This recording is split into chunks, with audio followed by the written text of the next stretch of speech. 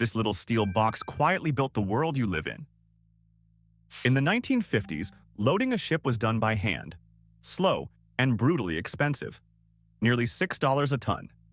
A single ship could sit in port for weeks while dockers wrestled every crate aboard, and theft on the docks was rampant.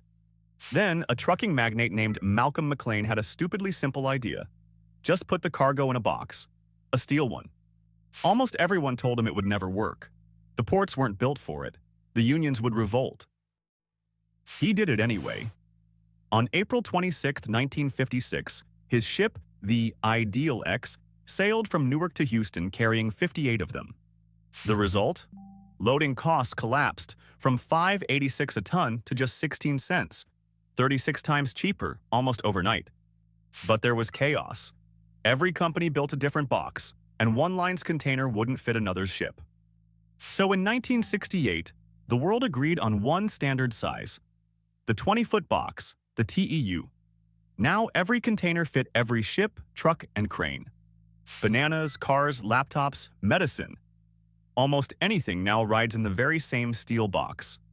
Then the US military used containers to supply the Vietnam War. And at massive scale, the system finally proved itself. Suddenly, shipping was so cheap, the whole planet became one marketplace. Trade has boomed ever since. Cranes replaced the gangs of dockers, and ports grew so enormous they had to leave the old city harbors behind. It came at a human cost. Tens of thousands of dock jobs simply vanished as the machines took over.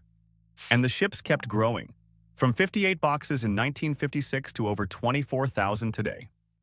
The biggest now stretch nearly 400 meters, about 4 football fields, stacked with steel. Today, around 90% of everything we trade moves by sea, inside a box.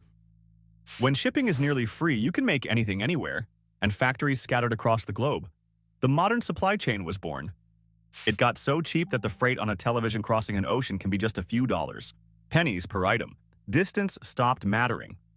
Ports now handle over 800 million container moves a year, a box lifted somewhere every few seconds. Cheap, reliable shipping let companies hold almost no inventory, parts arriving exactly when needed. Efficient until it isn't. We only notice when it breaks.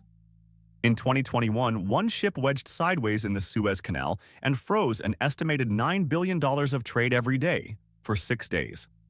There's another cost. Those giant ships burn some of the dirtiest fuel on Earth. Shipping is nearly 3% of global emissions.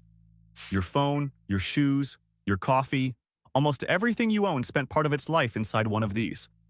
When Malcolm McLean died in 2001, container ships around the world sounded their horns in his honor. One steel box quietly globalized the planet.